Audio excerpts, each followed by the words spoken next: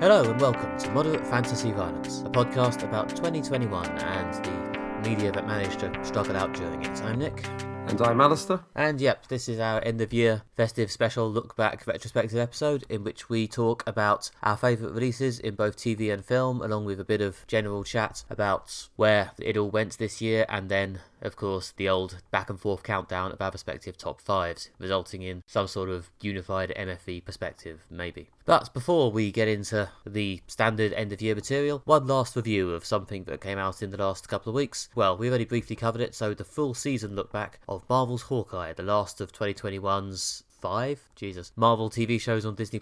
So yeah, stay tuned to see which, if any, of those shows made it into our TV top 5, but for now, Hawkeye specifically. Alistair, what did you think of this Jeremy Renner, Haley Steinfeld archery adventure? Yeah, it was a good piece of entertainment. I liked that they made it Christmassy. I don't know, it gave it a sense of time, and obviously they used New York, which is a popular location for Marvel films and Marvel properties, which gave it a sense of place. A lot of these things could be set sort of at any time. You know, there's not a particular time they're occurring, but by setting it Christmas, I don't know, it made it feel more believable in that basically real life Christmas things were kind of creeping into the action, as well as it'd be nice just to watch Christmas media at Christmas time. But yeah, it was good. It felt very much like a TV show and that had a more episodic structure, unlike, let's say, Falcon and Winter Soldier, that felt much more like a film that had just been sort of chopped up quite roughly. So overall I thought it worked. Haley Steinfeld was great as the new Hawkeye, Kate Bishop, the sort of successor, and obviously Jeremy Renner does sort of like weary, cynical guy quite well. So overall, I thought this was probably one of the stronger Marvel shows they did this year. I thought this, as you say, it was probably one of the best shows this year, certainly in terms of,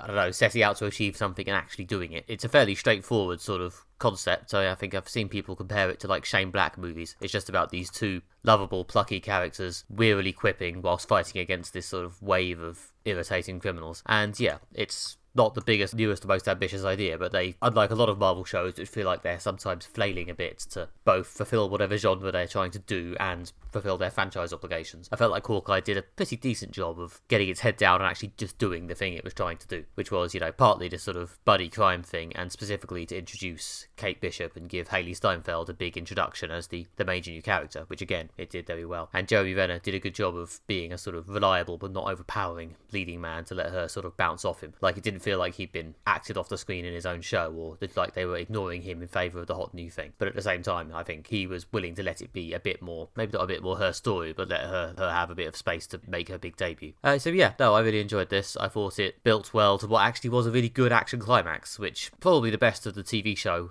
finales so far, I think. I mean, considering that we've been complaining about Marvel Cinematic Universe finales or final battles based since the dawn of this podcast, I thought the conclusive action sequence in episode 6 was really good and really flowed quite smoothly and felt like each bit of action actually felt like it impacted the plot and like it was distinct and like it was well choreographed and actually located. So yeah, all told, I was pretty happy with this. Yeah, the ending was very good. They kind of weaved together quite a lot of plot elements into a sort of satisfying conclusion, because there was quite a few sort of moving parts to this show. They obviously introduced Kate Bishop as the new Hawkeye, as we discussed, but also they brought in a new, I guess, sort of villain, or at least like antagonist figure, Echo, who had a plot line involving mixed up with sort of various gangsters. There's also Hawkeye's past when he was the Ronin during Avengers Endgame. They also bring in Yelena, weaving in the Black Widow chronology, and bring in Florence Pugh again to play her, and also the Kingpin, played by the same actor who played him in the Daredevil TV show. So there's quite a lot of bits in this, and it could have seemed like a sort of jumbled mess of kind of, this plot element, that plot element, but they brought it all together quite neatly at the end in a series of sort of conflicts between various characters, such as between Hawkeye and Yelena, or between Kate Bishop and the Kingpin. So by breaking it down to this sort of series of one-on-one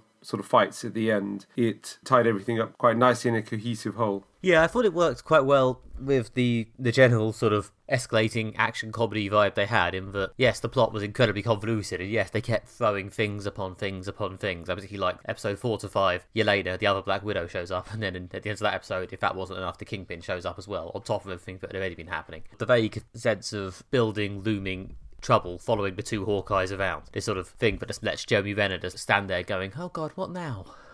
lie on his sofa looking perpetually exhausted, and the increasing sort of complexity and increasing number of players chasing after him in the plot actually kind of works with that, even though on paper it just sounds like a load of Marvel stuff being tossed in for no reason. They actually made it work as just this sort of ridiculous snowballing threat. There we go, festive snow.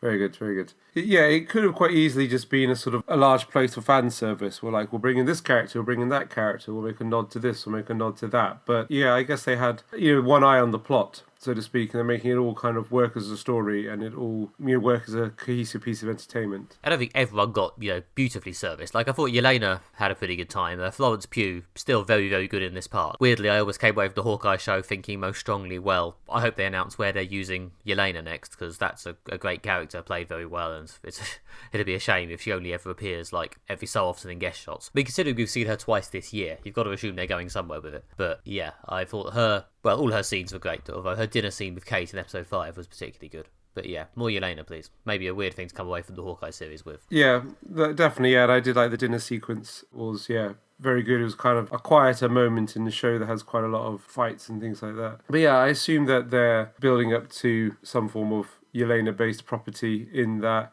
Florence Pugh is a very popular an actress there's a lot of buzz around, and they've introduced her through first the Black Widow film and now bringing her into this. And I guess also by establishing a sort of friendship stroke rivalry with Kate Bishop being the new Hawkeye. I guess, there's a clear metaphor of torch being passed to the next generation this year, which ties into sort of the fact that they've done things like, the Shang-Chi and the Ten Rings is, again, a brand new character. There's a real sense of, like, post-Endgame, we're moving on to, a new generation. Well, yeah, I have to assume that if nothing else, they're drifting towards some sort of next generation Avengers thing where, the new Captain America, the new Black Widow, the new Hawkeye, Shang-Chi, and probably some other people can all hang out. So if nothing else, I assume we'll see Florence Pugh there. But yeah, it did just leave me vaguely impatient to see where she comes up with next. Although conversely, I will say one bit that, I don't know if I want to say it didn't work. It's a weird thing with the Echo stuff. She was okay as a sort of mid-level antagonist, like this sort of sub-boss, so they had someone vaguely cool to fight until the Kingpin showed up. But, I don't know, it might just be that my meta-knowledge that they've already commissioned the spin-off with that character left me feeling a bit like they shorted her, because I didn't really come away from this show thinking, more Echo, give me the Echo show. But I happen to already know that they've already commissioned the Echo show. It just seems a bit weird.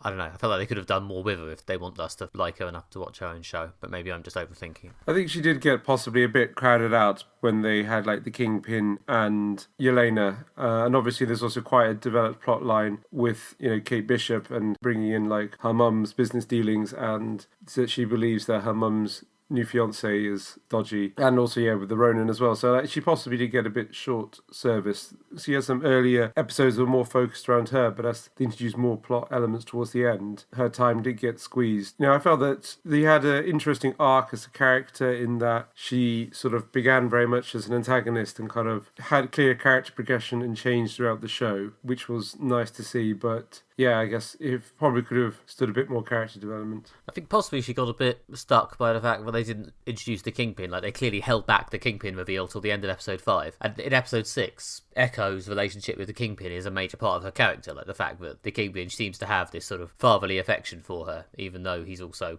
lying to her and screwing over her and killed her dad. So that became quite a major element in the last episode, and you almost wish they'd not been so cagey about showing the Kingpin, because if we'd seen that relationship a bit earlier, and if it hadn't had to be rushed through in the last episode, it might have felt a bit more nuanced. I mean, is the Kingpin coming back for the Echo show? Who knows? Obviously, he dies off camera in the last episode, which is, in comics / these sort of TV shows, is obviously the same as not dying at all. Yeah. And having gone to the trouble of bringing him back, I would be surprised if they knock him off after one episode of Hawkeye, but we'll see. It does seem strange just to have him only in one episode, especially as it's not only a well-known character from the comics, he's a character that actually people who only follow the TV shows and films do know and have heard of. They also went to the effort of getting a well-known actor who's known for playing the Kingpin back to play the role. It seems a lot of effort to go through for a single episode of TV, good as it was. Yeah, no, I liked the Kingpin stuff. I liked the Kingpin turning up, even though he did kind of lurch out of nowhere. But also, Kate's mum turning out to be a baddie was so obvious from the start that I quite liked the fact they added in some kind of further swerve as to who the big villain was. Yeah, and so ditto, the setup that the new fiance, who she sort of suspects from the beginning, turned out to be just a bit of a nice guy douche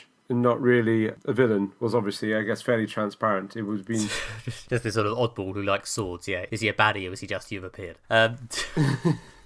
and wealthy. Yeah, I know. I did quite like Jack's final sort of denouement in the last couple of episodes where he just turns out to enjoy fighting with swords far too much. Ultimately, it was just good fun, and the fact that the plot was a bit gibberish. I mean, I didn't. Was anyone fully following that storyline with the watch that sort of kept appearing and disappearing and was eventually resolved in a weird handoff at the end? I think that was full of quite a few holes. I mean, it appeared supposed to be a MacGuffin to drive the plot early on, but then sort of got forgotten until the end. Similar to the fact that Hawkeye's wife, Linda Cardellini, was very much just part of the wallpaper. I don't know. They only had her for a couple of days, I guess, because she only ever appeared in one set on the phone. Yeah, crucially not even with her children for the first couple of episodes. Yeah, that was a weird one again, because it felt like they were maybe ramming in some backstory about the wife, which makes it feel like they should go back to it later. I mean, Loki ended with an announcement of a season 2. Hawkeye conspicuously didn't, which is a shame, as off the strength of this, I would watch it. It also didn't end with the one thing everyone was, I think, kind of expecting from it, which is some kind of definitive statement on whether Jeremy Renner is actually retiring. I mean, having spent the whole season doing a bit of a, oh, I'm too old for this shit riff with him, I think a lot of people were expecting him to be forced into retirement or to just say, look, I'm just going to go and be a full-time dad now. I'm bored at the end. And although there were a few like nice torch-passing moments with Kate Bishop, they stopped short of actually saying Jeremy Renner is leaving the building. Yeah, they implied it heavily, but without actually sort of executing it. I mean, they're clearly building up Kate Bishop as like a character to return again in some other future undefined media property. But again, there's no indication of what that is or, what the future of Jeremy Renner, Hawkeye, is. I mean, they could be keeping him around as a sort of background authority figure, I suppose, similar to the way they've used Nick Fury in some of the films, one of the surviving people from the first generation. But this didn't have a clear indication of where it was going next, which, even like Black Widow ends with, in the post-credit sequence of Yelena finding out about Hawkeye, which clearly led to this. There is no clear indication where it goes next, but that's maybe just because they don't know yet. Yeah, I don't know if that's a complaint or if that's just it's unusual that this doesn't end with an obvious teeing up into the next thing, because a lot of the other Marvel stuff recently has been very clear about,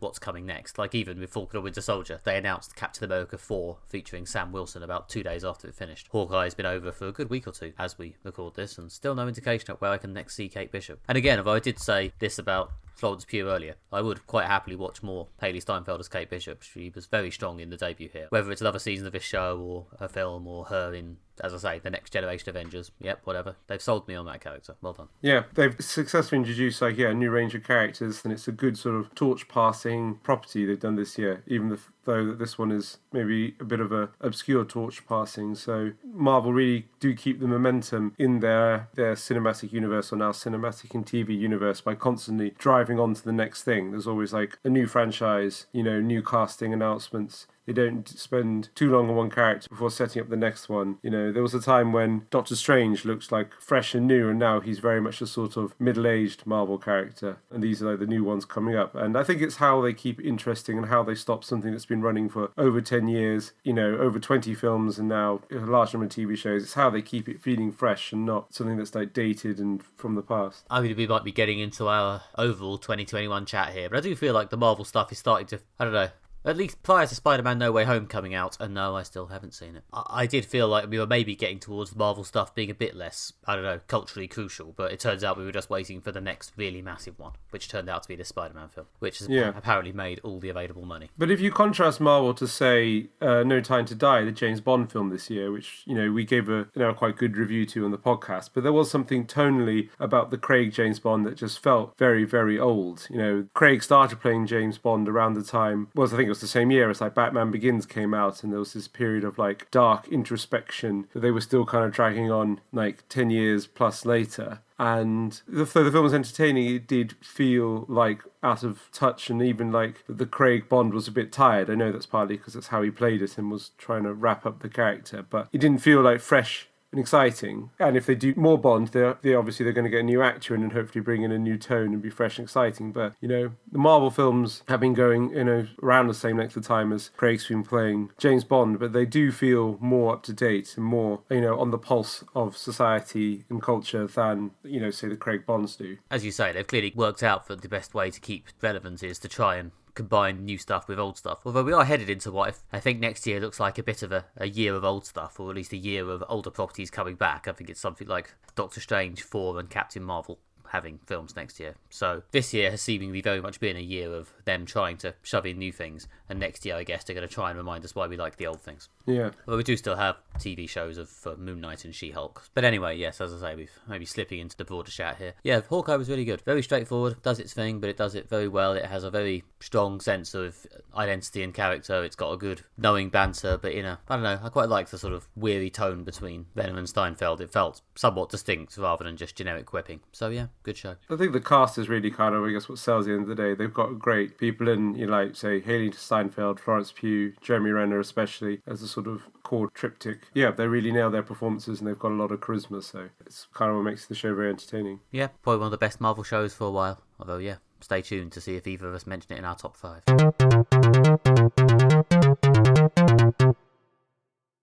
Okay, anyway, now that we've got the Marvel stuff out the way, again, except Spider-Man, yes, we know, it's time to have a quick chat about 2021 as a whole. And first, we're going to do the TV. I know we've been saying this basically every year we do this, but I think the streaming wars are officially happening now. I think we officially have a loss of services, even more so in America, but still it's coming here as well, as the available content disperses widely across the available content pipes, charging us more and more money to access it. So, how many of these things have we actually subscribed to? Is there such a thing as enough? Is there finally too much content? Are we following any of it? Is it good? Alistair, what's going on? Yeah, I did feel this is the year when it was very challenging to stay across all the kind of buzzing TV. When I was looking at The Guardian and other places doing their sort of top TV of the year, I was kind of disappointed in myself with the things that I hadn't seen because they're on so many different platforms. I've got Apple TV, Disney Plus, Amazon Prime, Now TV, Netflix, and obviously there's still traditional TV, your BBCs, your Channel 4s or whatever, putting out content. So yeah, and it was a challenge to stay across this year. Like, for example, we didn't discuss at all on the podcast, It's a Sin, Mayor of Easttown,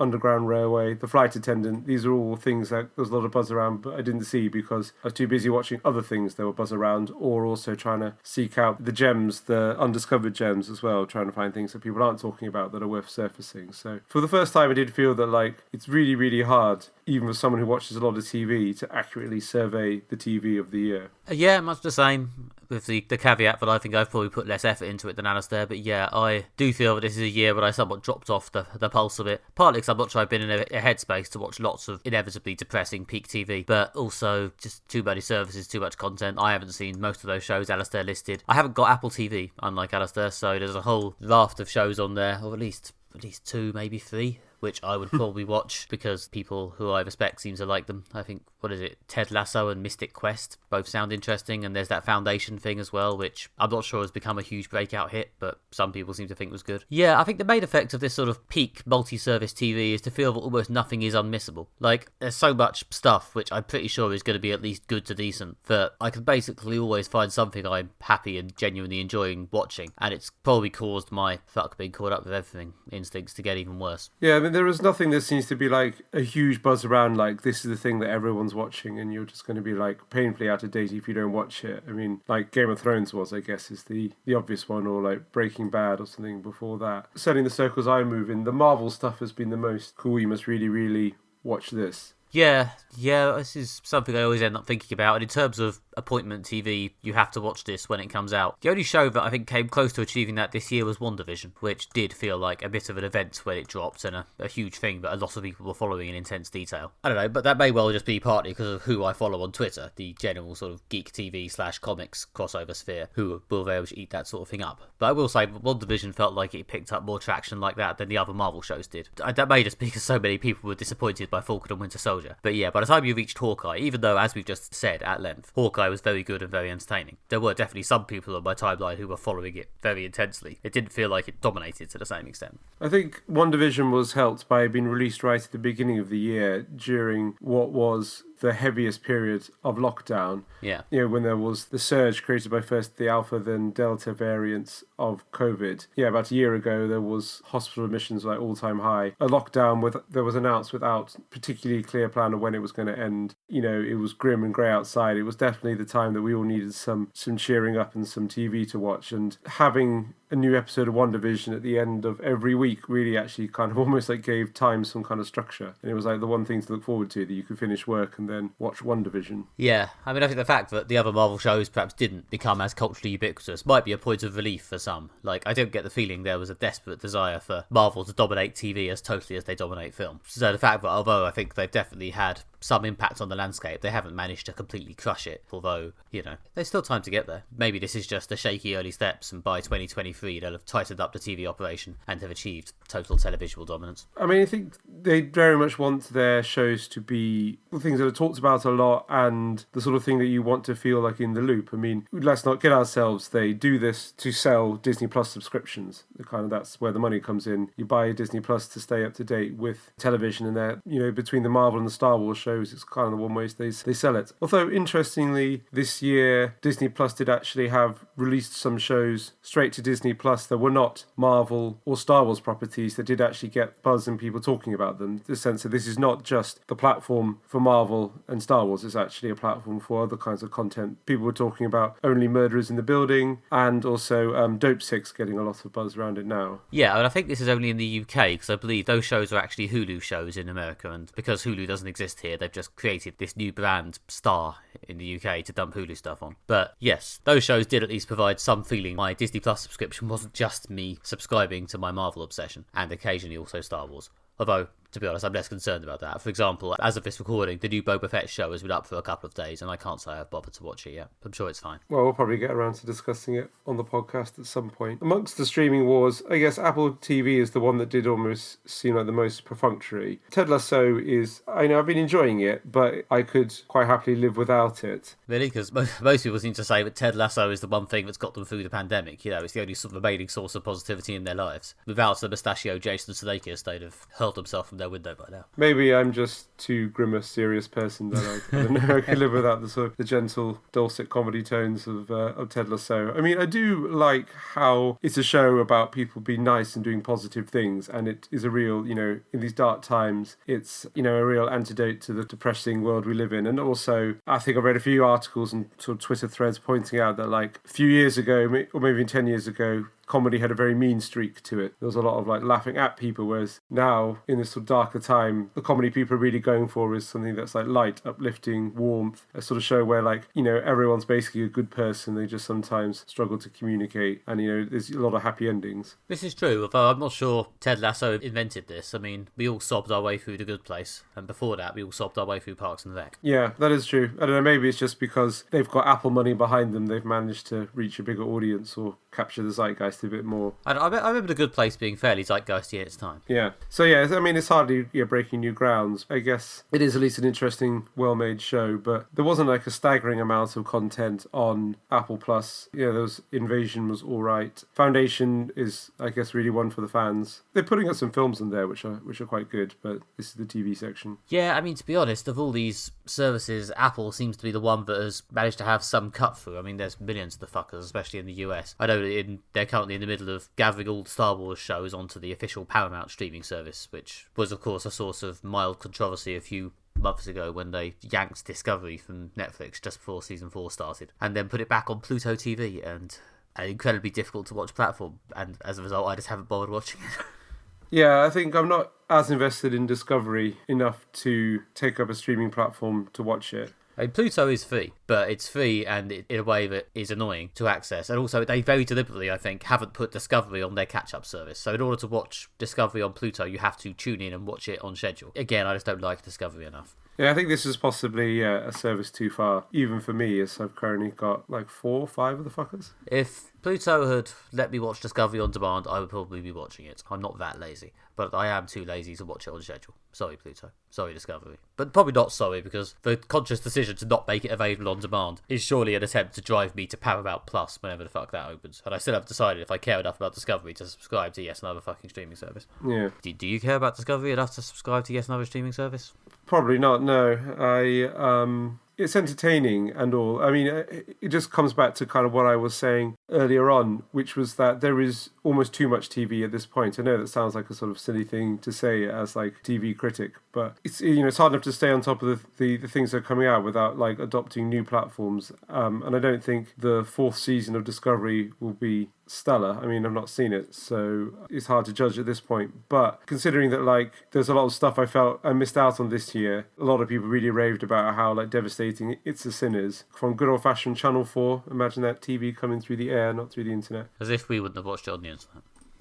Well, yes, exactly. Well, maybe, who knows? Maybe I'd have tuned in on time. But the idea of getting a platform for a franchise I'm not particularly emotionally invested in, I guess, sort of Marvel seem to have the zeitgeist. Star Wars is a sort of core part of my childhood. You know, I like Star Trek, but I don't feel super strongly about it. Yeah, I'd always be more disappointed if they yank Lower Decks onto Paramount Plus than Discovery, to be honest. Still not sure I'd subscribe to the thing, but I don't know, my partner quite likes Discovery, I think a bit more than I do, so who knows, maybe if it's a matter of getting access to both Discovery and Lower Decks, we'd subscribe for like 1 month when the new seasons are up, smash them both and then cancel it again. Yeah, I mean, Lower Decks is definitely my favourite Star Trek property they've done this year or last year. You know, it is actually something that sort of seems a fresh and original Star Trek take and is just very entertaining, which is not always the case for Discovery and Picard. Yeah, never even did Picard. Didn't seem aimed at me. So yeah, based on everything we've said, I expect our upcoming top fives to have very little in common with each other and to find compiling a unified top three to be very hard. Well, let's see. Okay, shall I go first? Yeah, if you want to do your fifth favourite TV show of 2021. Yeah, okay, I'm going to chuck in a couple of honourable mentions. It's a very comics honourable mentions section, to be fair. The few items out directly outside my top five were Legends of Tomorrow, Invincible, and Hawkeye.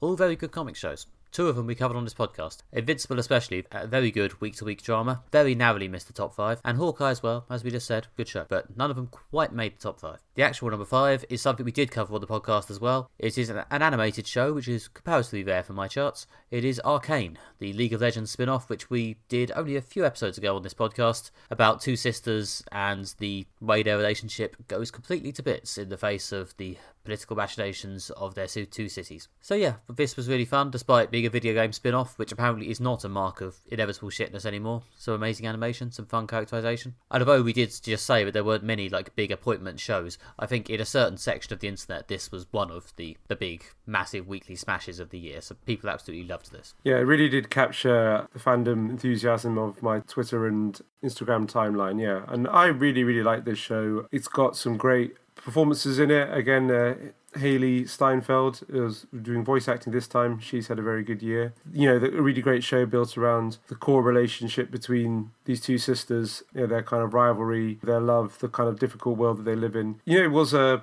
sleeper hit this year, but a show that I really liked. Yeah, it's not going to drive me to play the video game because from what I hear, the video game is very different, but still, enjoyed it. Yeah, certainly there for a second series if they do one. So my honourable mentions were What If and The Chair, 2 shows that we discussed on the podcast but narrowly missed out on the top 5. But my 5th favourite TV show of the year is one that Nick gave an honourable mention to, and it's Invincible, which was on Amazon Prime and was an animated show about a teenager who discovers he has superpowers, kind of gets swept up in the world of being a teenager with superpowers, and then discovers that the man he looks up to the most, his father, is not the paragon of virtue he appears to be. Yeah, this was a really good bit of, I guess, appointment TV early in the year. Again, they dropped an episode every week, and it was one of those things that during the grimmest part of the early winter lockdown, you know, it was a nice thing to have to look forward to every Friday, a new episode of Invincible. And it certainly built to a really, really epic and nail-biting conclusion. Yeah, this narrowly missed my top 5 as well. It was one of the most sort of exciting, propulsive shows of the year. It had a lot of momentum, it had a lot of drama, it had a lot of mounting excitement. And yeah, as Alistair said, I was very much there for it every week when the new episode dropped. So yeah, this was great. If you enjoy a good, dead serious, genuinely exciting superhero show, then this is one of the better ones, I think. Possibly better than Hawkeye in terms of sheer level of drama, but Hawkeye slightly trumped it for me in terms of occasionally making me feel emotions. But still, they're both very good. An astonishing level of violence in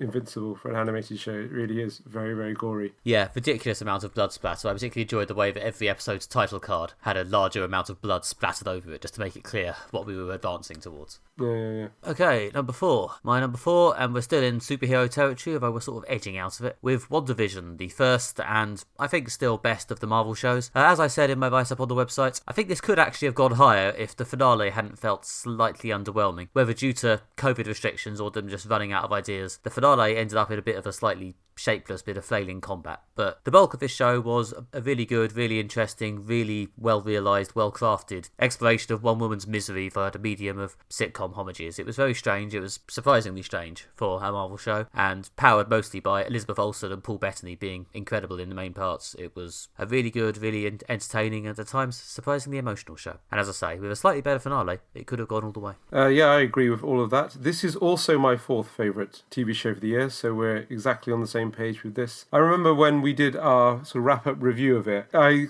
had quite a few sort of criticisms of it, and I kind of feel now that I was unfair towards the show. It was very, very good, and I guess I criticised it for not going like even higher, which I felt was, not reflecting on the fact that it was one of the best TV shows of the year. It was generally interesting and original. The most interesting show to play around with sort of metafiction and the concept of the show within the show since Life on Mars, which is, an absolute favourite TV show of mine. And I did really like how they weaved in this sort of the iconography of the American suburban sitcom into a drama show, really like sort of mixing genres, doing bits that went from being like very, very funny to really quite sad. Yeah, there's some really jarring tonal shifts in this show, and it's impressive how well they, for the most part, pulled them off. Especially, towards the end when they really went into the sadness. And considering it's a show about a woman with incredibly ill-defined magic witch powers grieving her dead robot husband. Very good and very impressive just how seriously they successfully took it. Yep. Definitely an ambitious show for Marvel to start the year off with, but actually one that really, really did land. Yep, and if anything, the only problem was that they set themselves such a high standard there that they then struggled to top it, because, spoilers, there are no more Marvel shows coming on this list for me. Yep, again, we are in agreement on that. Yes, and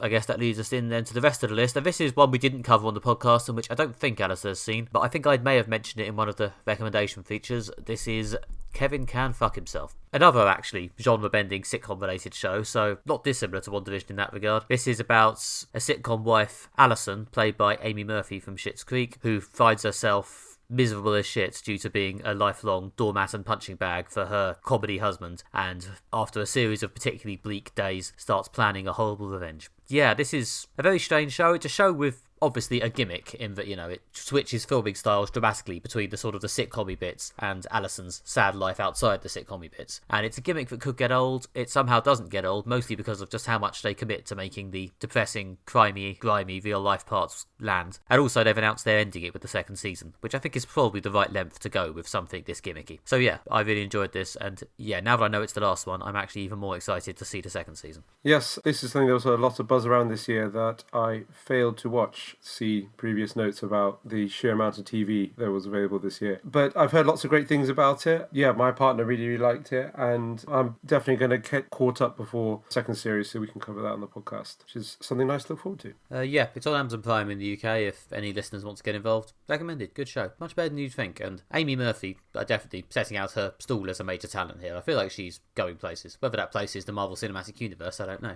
but somewhere. All roads lead to Marvel at this point. So my third favourite TV show of the year, it's one we've already discussed. It's Arcane, which, I really enjoyed. Among the things we've already said about the show and why it's good, I really like the fact that the kind of steampunk aesthetic was genuinely punk. A little less on the Victoriana waistcoats and top hats, a bit more on the sort of metal and studs, piercings and crazy dyed hair. And they really sort of brought that punk aesthetic and punk energy to the show. Another sleeper hit, but definitely one I enjoyed. Yep, as I say, I enjoyed it. Obviously not as much as Alistair, numerically speaking, but nonetheless, it's a really good, really enjoyable show. Another one like Invincible that has a really good sort of steady build of solid character-based drama that just keeps you coming back week after week.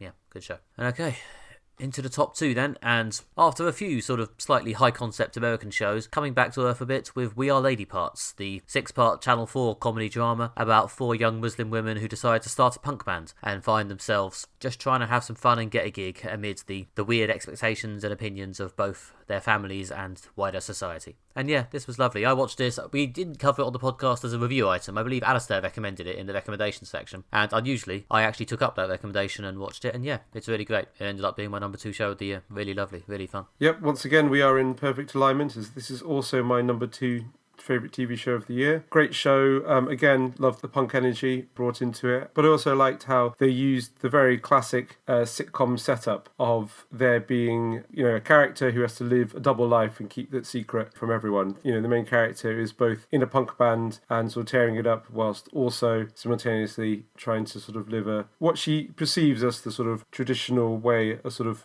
young Muslim woman is supposed to live. And although, there aren't many sitcoms about Muslim women and there aren't many sitcoms about punk bands, but this one was very radical, I guess, in its subject, but was pleasingly really kind of nailed the sort of sitcom format in its approach. Yeah, and although they have apparently announced the second season, and, I'll watch it, hopefully it'll be good, but still, this is perfectly formed in itself, for the record. Even if the second season sucks, the first season has a definitive ending and is really good. All right, drum roll time. Yep, okay. Right, well, continuing on the theme of British sitcoms, and this is one that, unless he's been binging it since we last mentioned it, I don't think Alistair's seen. This is Ghosts, the British sitcom about a young couple who buy a house only to discover that it is absolutely riddled with the spectres of various people who have died there from different periods of history. And then the woman of the couple, played by Charlotte Ritchie from Fresh Meat, bangs her head and suddenly finds she can see all these ghosts, and they're all just yelling at her a lot and falling over and humiliating themselves. And yeah, it's very, very funny. It's one of the most bizarre, high joke rate British sitcoms I've seen, and as well as the occasional genuinely emotional moments about how someone died. Yeah, really good show. 97 out of 10 or something. I watched all of it this year out of some sort of heavy binge mentality, which is often a way to get something into my top of the charts because it just really wedges itself in my brain. I smashed through all 3 seasons. But nonetheless, I still think it's pretty great, Ghosts. Still think it's pretty amazing. Yeah, you talked about this before in the recommendation section. It does sound very good. I think the whole thing is on BBC iPlayer. Yes, it is. So yeah, if you want to get down to binging it, as Nick did, fill your boots. So yeah, as we now know that Alistair's number one is not Ghosts, I myself am excited to see what it actually is. So yeah, it's another one I think we discussed in the recommendations section. It was Squid Game. Oh shit, well I haven't seen.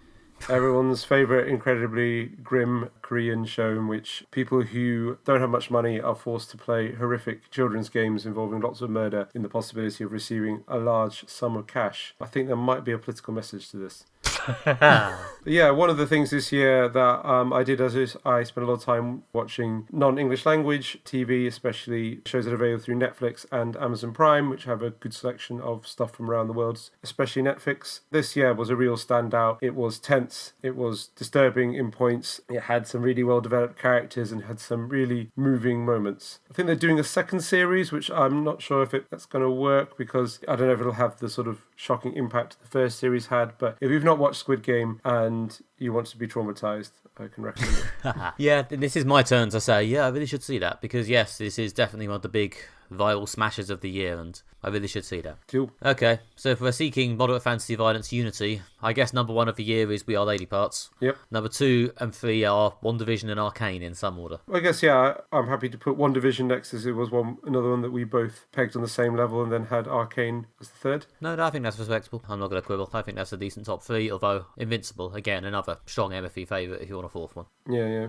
Okay, and now everyone's favourite Schadenfreude hit, the worst thing of the year. As ever, I went back and forth on the one I found the most irritatingly disappointing and the one that I thought was the most blandly boring, which was a straight scrap between Falcon and Winter Soldier and Tribes of Europa. Didn't massively enjoy either of them. I think Tribes of Europa is probably slightly worse, but Falcon and Winter Soldier, also annoying. Cool, well, I'm glad the thing that I forced us to watch the podcast wasn't the worst thing of the year, because I would feel really bad about that. Yeah, Falcon and Winter Soldier, I think as we discussed in our review section, was, I think the best way to summarise it is like, this one wasn't done when they took it out of the Disney competence machine. It just seemed to have a lot of bits going in the wrong direction, things that didn't quite make sense, some sort of quite loose plotting that really I think could have been resolved with just a bit more writing and maybe a bit more editing. Yeah, I think there were viable COVID-esque reasons, but yeah, still didn't come out well. Yeah, somewhat of a disappointment, but I guess you can't win them all, Marvel. So what was your worst thing of the year, or was it also Falcon and Winter Soldier? It was not.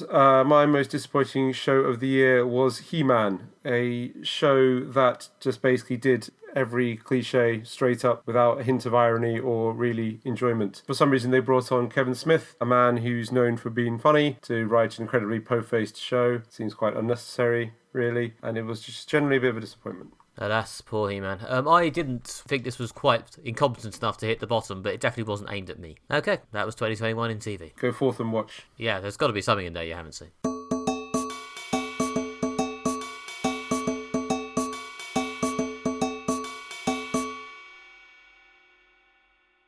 So, Next up on the podcast, we will be counting down our best films of the year. But before that, we shall ponder the nature of film as a medium in 2021. I guess the big thing to be said about this year is that cinemas did reopen. Last year, there was long periods of cinema closure, and even though there were periods of the time when cinemas were open and films like Tenet were released, when I was unvaccinated, I didn't go to the cinema out of just fear of COVID. Now that I've had vaccines and the cinemas have reopened, I did get back in the cinema. But yeah, possibly the longest period of not going to the cinema in my life, certainly since the period when I was old enough to go by myself and not rely on my parents to take me. So I didn't go to the cinema between the 29th of February 2020, then over a year later, I went back to the cinema at around the 15th of June this year. But we managed to cram in a lot of cinemaing in the second half of the year, and it did feel like things were getting back to normal. Now with Omicron and possibly more lockdowns, I don't know, are we back to where we were before? But it was nice that, some much anticipated delayed films of 2020, such as No Time to Die, Black Widow, for example, did actually come out. I think for a lot of people, the big question about film in 2021 and going forward seems to be, are the changes that have happened as a course of the pandemic going to be permanent? The primary change seeming to be that people only care enough to go to the cinema for the big franchise films. Is that just an example of something that they're only doing because there's a pandemic out there, or is this something that will stick? I imagine most people who are, invested in the world of cinema beyond big franchise films are hoping it doesn't stick. Yeah, there's been a trend towards more and more focus on big franchise films over the last decade or so anyway, and this has only really accelerated that process. The medium tier star vehicle film that makes a medium amount of money is basically a sort of non-existent thing. Your sort of comedy vehicles for one actor, not really much of a presence anymore, with emphasis on big blockbuster films. This year has felt very blockbuster heavy, I think, because a lot of blockbusters have been saved up from last year and crammed into the second half of this year, and obviously that momentum cannot be sustained. But I do think that there is possibly change in the wind, especially as audiences have not returned consistently to where they've been pre-pandemic. However, some big films that have captured the zeitgeist captured public attention, James Bond, Spider-Man, for example, Shang-Chi, have actually, kind of performed, I think, in line with pre-pandemic blockbusters. Yeah, no, Spider-Man has made an absolute boatload of money. Even by pre-pandemic standards, it's doing very well. I'm sure someone at Marvel is still angry because it would probably have done better pre-pandemic, or better if the Omicron hadn't happened. But I'm pretty amazed how stupidly well it's done, considering that Omicron has happened, and without the help of, me. So clearly this shit works still. The success of No Way Home is probably bad news for anyone who hoped that, simultaneous streaming and cinema releases were going to become a mainstay, now that they know that the big numbers are theoretically out there. Yeah, so I don't see any innovation in distribution or innovations in, the sort of type of films we get really sticking. I think people were quite pleased, myself included, to get back to normal. Having superhero blockbusters to watch in the cinema was actually, in some ways, very, very emotionally rewarding experience. Even as a cinema fan, it was a kind of getting back to normality and a real sense of catharsis, even if it is only short-lived. Yeah, no, it has been good to, pop to the cinema every so often, or, a few times a month at the peak of 2021 and actually see some films, even if we still didn't see any extreme obtuse art house films. I was surprised how much I'd missed it. I thought maybe in a post-pandemic, post-watching everything on the TV world, I wouldn't really care. But no, it was genuinely nice to be back, and hopefully they'll find a way to continue existing, even if that way is just pumping out endless franchise films 24 hours a day and never showing anything else again. Yeah, but there has been some art house and independent films have come through, things that have been on the virtual festival circuit. A lot of festivals went virtual, which meant at least independent film had a means to get out to distributors. In fact, in some ways, that was more beneficial. I attended some screenings of the Glasgow Film Festival from my living room, which was very nice, without having to pay the train fare all the way up to Glasgow and the accommodations. And there were new things that were discovered that way, and the London Film Festival went ahead in person, and there were definitely some independent, slightly unusual films that got distribution either in the cinemas or on streaming platforms. My honourable mentions for this year include things that didn't make my top 5, Another Round, excellent Danish film, French Dispatch, great slice of Wes Anderson, The Green Knight, quite out there. So there are some films that weren't franchise blockbusters making waves in 2021. My honourable mention for this year, much less worthily, is Venom: Let There Be Carnage. I felt bad putting it in my actual top 5 because it's clearly not as good as any of the films on that list, but I will say that it is some of the most fun I had at the cinema this year. Yeah, it was fun. Yeah, that was a good film. Tom Hardy and his weird gooey alter ego do seem to have some kind of cinematic magic. Yeah, and I think in this film they fully realised it by cutting out all the parts that didn't involve the gooey alter ego. Very true. Right, shall we proceed to the countdown? Let's do it. Right, in 5th position, my 5th favourite film of the year. It's one we've alluded to a couple of times so far, but not discussed in detail. It is Shang-Chi and the Legend of the Ten Rings, which was, an excellent Marvel film. I mean, after so many things that are very heavily based on Marvel continuity, this was really refreshing to have something that was, as close to a kind of a blank slate as Marvel gets. A new character, new actor, new part of the franchise. Visually, absolutely stunning. Yeah, some great cinematography, some great performances, and a film that I just really enjoyed. This didn't quite make my top 5, but it is probably the best of the 3 Marvel films I've seen so far this year. Like this entire list, it has a massive asterisk saying the Spider-Man film will probably be higher. Like, it's a hypothetical mention, I guess. You just have to imagine with this top 5 that yes, if there's a well-reviewed Spider-Man film out there, it will probably be somewhere in this top 5, probably embarrassingly high. But that aside, Shang-Chi, the best of the Eternals, Black Widow, Shang-Chi generation, I think. Yeah, certainly. And again, my caveat is that it's quite possible that Spider-Man might have knocked Shang-Chi off the list and gone into 5th place or even higher. But we don't know because we haven't seen it. But to praise the film that we are currently praising, I thought the cast was exceptional. Simu Liu, obviously a real talent to watch. Awkwafina is someone I really like. The Farewell is a great film. Her sitcom is on BBC iPlayer, which I do need to dive into. Ben Kingsley reprising Trevor, absolutely hilarious. And also Tony Chai Wei-leung, a Hong Kong star who hasn't got much of a profile in the West, but actually delivering an amazing performance and really showing why he's had a long and successful career in the East, because he's very talented. Yep, and meanwhile, at my number 5 spot, my film that will probably have been displaced by Spider-Man, it's Free Guy, the video game-based blockbuster starring Ryan Reynolds and Jodie Comer, about an NPC who suddenly gains sentience and tries to escape from the game he's stuck in. This is, on some level, a very silly, very fast-paced action antics film, but one that has a very tangible emotion to it, and one that, for a film about being in a video game, which usually come across like they're made by someone who has never seen a video game in their life, it felt surprisingly convincing. It felt surprisingly like it was made by someone with a bit of affection for the culture. Yeah, no, I really enjoyed this. It's not perhaps big or clever, but it is one of the most fun, big-hearted, entertaining action films I saw this year. Yeah, this is a film I really enjoyed. It also sort of narrowly missed out on being on my top 5. I think you're right that we're getting to the place now when the people who are making films have grown up with video games, so they are actually immersed in the culture, which is why you're actually maybe getting some decent films exploring video games. Yeah, this was very, very funny. I thought Jodie Comer was excellent. We really enjoyed her in Killing Eve, or certainly the first series. Good to see that she's getting a higher profile now with a big blockbuster film. Yep, no, it's a really good time. I don't know if there's going to be a sequel or anything. I don't know if I really care. But this by itself was good. It's nice to see Ryan Reynolds having a decent film out there beyond Deadpool. True that.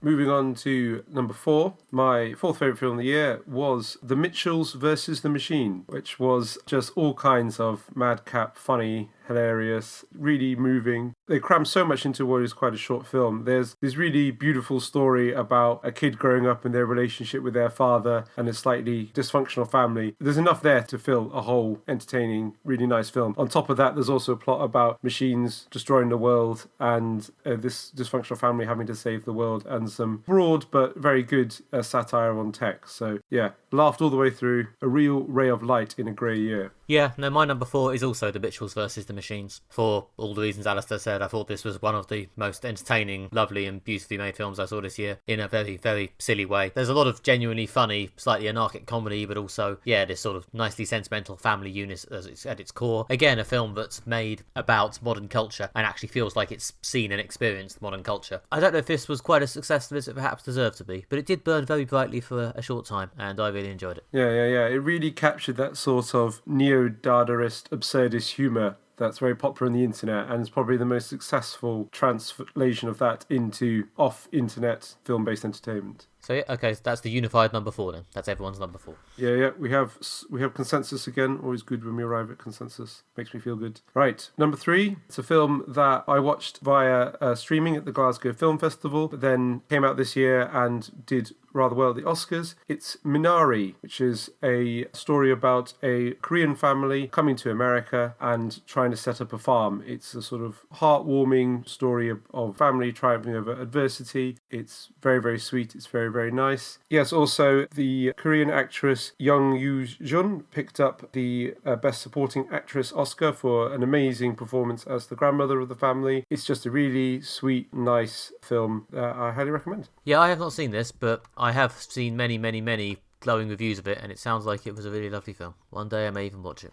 It went from a sort of art house darling beloved of cinephiles to mainstream attention through the Oscars, which is always good when you see the Oscars rewarding little known films with more attention, which is how they should work. Yeah, no, this looked good, and I think the main actor, Stephen Leung, was very good in Walking Dead in what was quite a straightforward part, so it's good to see him getting to do a bit more. But yes, my number 3, a film that Alistair's already mentioned, which I actually thought he'd place higher, but there we go, was Green Knight, the Dev Patel medieval fantasy mythology trudging epic, in which Dev Patel plays the legendary figure Gawain, who makes a stupid deal with a big green knight and then has to plod a long way across some mud to live up to it. Yeah, this was in some ways quite a polarising film in that it got quite a lot of good reviews, and then people actually saw it, and some of them absolutely loved it, and some of them found it a bit miserable. And I, for whatever reason, was in the right mood for it. It didn't come across as a miserable plod to me, it was just incredibly fun and incredibly enjoyably weird, with the strange, hallucinatory, mythological moments that poor Dev kept plodding into. A tribute, I think, to Dev Patel's charisma, that he can make this marathon plodding movie seem engaging and entertaining. Yeah, I really enjoyed this. I was really in the mood to be spellbound by this long, strange experience. Yeah, I thought this film was excellent. Really distinctive sort of visuals, which I loved. It really felt very much like a fever dream or something like that. Really sort of like interesting, complex kind of plot, drawing on a lot of mythology and, things like that. It's got one of those sort of quite nice, ambiguous endings that gives you something to think about afterwards. Dev Patel, great as well, and big fan of Sean Harris here playing aging King Arthur, which he was very good at. Yeah, although it is mostly a Dev Patel show, there's a lot of other people doing good work in it as well. But yeah, as I say, it may not be for everybody, but on the day I saw it, it was for me. Cool. Right, we're into the big numbers now. My second favourite film of the year. It's a film that we praised much on the podcast when it came out. It's Nomadland. Cleaned up the Oscars. It won Best Picture. Chloe Zhao grabbed Best Director, and Frances McDormand Best Actress. It's a really sort of quiet, moving film about a woman who sort of goes on the road and lives in her van and kind of becomes a part of this community of people who live these sort of transient van-based lives. It kind of mixes documentary and fiction in that a lot of the people in the film are, real people who live this existence. And there's kind of lots of them just talking about their existence. That basically could be a documentary. I found this film very, very moving in a sort of quiet, powerful way and really enjoyed it. I also saw this film this year and found it quite watchable. It's not on my list because for some reason it didn't resonate with me quite as strongly as deep philosophical works like Free Guy. But hey, it's a decent film. Yeah, absolutely. Also, came out early part in the year, and I'm glad that Disney Plus grabbed it and kind of made it a film that was accessible. And yeah, really showed off Chloe Zhao's incredible visual eye, especially her ability to photograph landscape. That was also picked up later in the year with The Eternals. Yeah, it's definitely been a big year for Chloe Zhao between these two films. Well, a big 2 years, I guess, because I think Nomadland was really a 2020 film, but still. Right, moving on. Nick, what have you got in your number 2 position? Okay, a film that I suspect we've not heard the last of on this list, but my number 2 film is Dune by Denis Villeneuve, the epic adaptation of Frank Herbert's novel featuring Timothée Chalamet and Zendaya and a cast of many in an epic desert planet adventure featuring massive sandworms and lots of spice, lots of hot spice. Yeah, as you'd expect from Denis Villeneuve, it's a big sort of sumptuous, gorgeous to look at, massive sprawling epic. He's clearly very, very much in love with this sort of immersive world of Dune, and he takes so long lingering over that, but he's having to do the book in 2 films. I really enjoyed this. It's really got that sort of engaging, meditative feel that a lot of Villeneuve's previous films, such as Blade Runner and the Arrival film, also good. I think it's on Netflix at the moment, actually. I found the way it sort of just stopped at the end to lead into part 2 mildly frustrating, but that's really my only complaint, and as I often say at these junctures, if my complaint was that I just wanted the next part immediately, then it's not that big a complaint, is it? Yes, as eagle-eyed listeners will be, or eagle-eared listeners, I probably should say, have probably worked out that as it's the one film I've not mentioned so far, and I've got 1 slot left on my list. So yes, Dune is my number 1 film of 2021. As a huge fan of the books, I really enjoyed this film. One of the things I liked most about it, apart from Denis Villeneuve's style, which Nick's praised and is obviously used very effectively here, I thought every role was perfectly cast. Yeah, it's, characters, there's a lot of fan expectation behind them, but yeah, Denis Villeneuve found the right person for each role. Timothée Chalamet, he was great in the title role of Paul Atreides. Rebecca Ferguson, I thought, was a absolutely excellent Lady Jessica, managed to bring a lot of personality to the character, made her seem fleshed out, complex human being. Jason Momoa, was obviously great as Duncan Idaho, really, really core character. I mean, I could continue just to name people and see how good they are. Excited to see for part 2 more of Zendaya playing Chani. Yeah, and also, all the other cast members. But this film, was one I was really excited for, had a lot of emotion invested in it. I felt very disappointed that it didn't come out last year. They didn't get to see it, although I'm glad they didn't rush it out before the vaccines. And, I'm glad they waited to this point when people were vaccinated going back to the cinemas. And it was a real event film of 2021. Yeah, no, this was probably one of the big event films of the year. I was actually quite surprised how big a thing it felt like, despite us being on my Twitter, which is, as I've said before, maybe a bit more susceptible to these movies. But it really did feel like a big deal when June landed, and a lot of people seemed to go and see it and have their minds blown by it, and it was very nice to see. Yeah, it's rare also that a film can be on the cover of both Empire and Little White Lies. I think it kind of really showed the kind of broad spectrum of cinephiles that this movie appeared to, so it's another reason why it's my film of the year. Yeah, no, I think Denis Villeneuve is definitely finding a certain spot as a sort of a bridge between the sort of pop culture epic adventure stuff and the slightly artier, thinkier stuff. I've seen a lot of comparisons between him and Christopher Nolan, if not stylistically, even in terms of their place in the culture, and I don't think it's entirely wrong. No, I think I agree with that, and obviously I'm very excited to see what Villeneuve does with Dune Part 2, and also excited that apparently he's also tackling another classic sci-fi novel, Rendezvous with Rama, as a future project as well, so he's definitely getting hooked into the classic sci-fi novel adaptations. Well, as seen in this film, and indeed in Arrival, although it's not quite as much of a classic, he definitely has a good eye for this sort of wide-eyed wonder type film. Absolutely.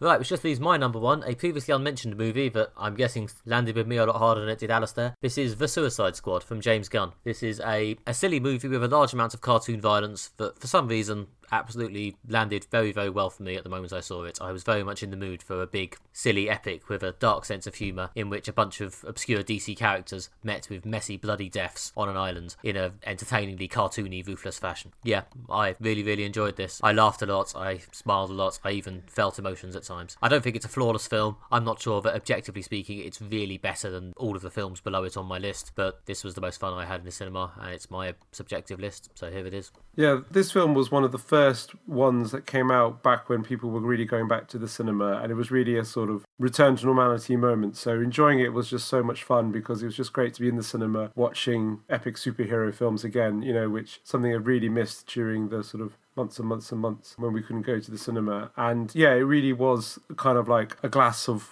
cool water after a long crawl through the desert. It'll always be a film that I remember in that way. Yeah, it's possible that, yes, the emotional moment of returning to the cinema and being out socially again may be colouring my experience with the film, but nonetheless, I've had an amazing time watching it. I almost got to watch it again over Christmas, but never got around to it. But yeah, no, I remember having a great time with this, and I'm going to cling on to that memory. Number one film of the year. Yeah, and James Gunn's sort of madcap sense of humour works very well with DC's slightly darker tone. It definitely has a sort of grim edge to the humour that really, really worked. Yes, another DC film that leans a little bit into, quote, the darker side, but in a way that actually works because James Gunn has the right level of energy and self-awareness to have that darker tone without the film grinding to a halt. So yes, really enjoyed this. It's obviously not going to be the MFV Unified number one because Alistair didn't even mention it, but nonetheless, I had a great time. Yeah, and I thought it was very, very strong entry this year from James Gunn. All right. Consensus time. Well, obviously the unified number one is Dune. Dune, yes, as it scored very highly. And Mitchell's versus the Machine. Yes, and then number 3, Green Knight.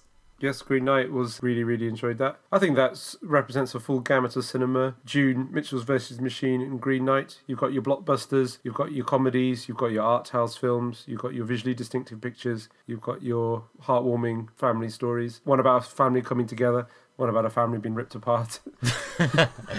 Yeah, sure, see those 3 films and there you go, all human life is there. We've covered you. Right, and now, once again, to finish on a down note, as we have apparently chosen to do, maybe we should reconsider the orders of this segment. Yeah, start with the bad one, I think. Yeah, but this year, for the 5th or 6th consecutive year, we're going to do it this way. My worst film of the year was actually not particularly competitive this year for me, was Gunpowder Milkshake. Didn't enjoy it, didn't like it, had potential, didn't live up to it. Not a good cast, wasted. Interesting concept.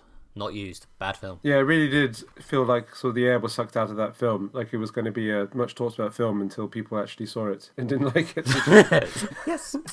Yes, that's what happened. Unfortunately, I agreed to review it on a podcast, so I had to mention it more than most people did when they just saw it and then immediately shut up about it. There's some other films this year which were, again, a bit average, but this film hit me so low in the disappointing muscle that it was honestly a bit of an easy choice for me this year. Yeah. Anyway, Alistair, I glanced at your films of 2020 roundup piece a few weeks ago and noted that you actually gave a prediction for what your worst film of this year was going to be. Yes, and you will be surprised to know that it's not the worst film of the year. So last year I predicted that the worst film of the year would be a 4-hour cut of Zack Snyder's Justice League, which I still stand by was probably excessive and not needed. But weirdly, it was not the worst thing of the year, and it actually came away being moderately entertaining. So I fully admit that I was wrong to guess that Justice League would be the worst film of the year. However, the worst film of the year was one that I think we discussed not in the recommendations section, but in the rarely seen do not recommend section at the beginning of the podcast.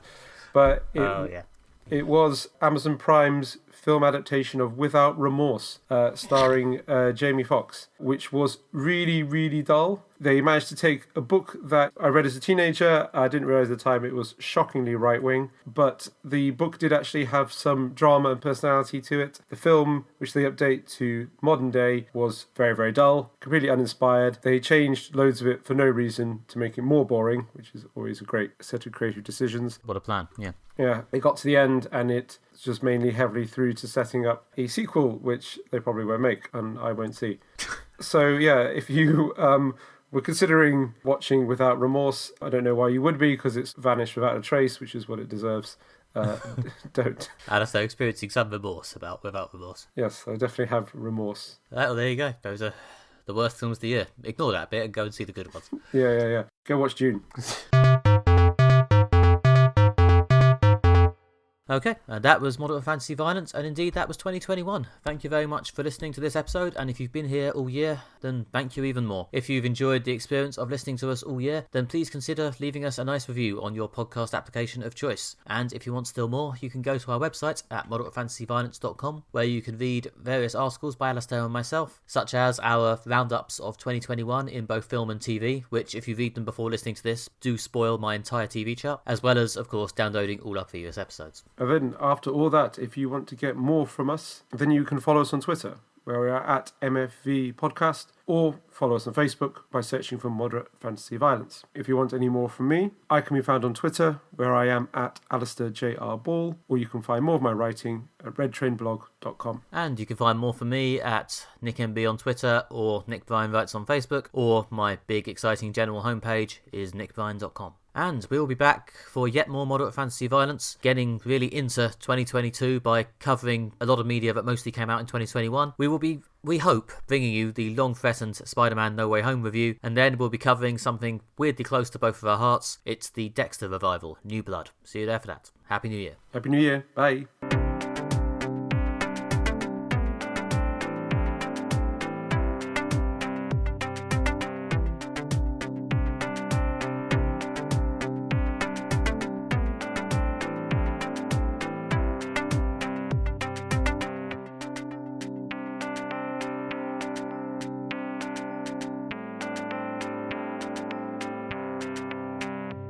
Go watch Dune. I think you can watch it on YouTube now for like a staggering like 15 quid or something. It's on Amazon Prime as well, actually, again for like 16 quid. I don't get paid for these endorsements.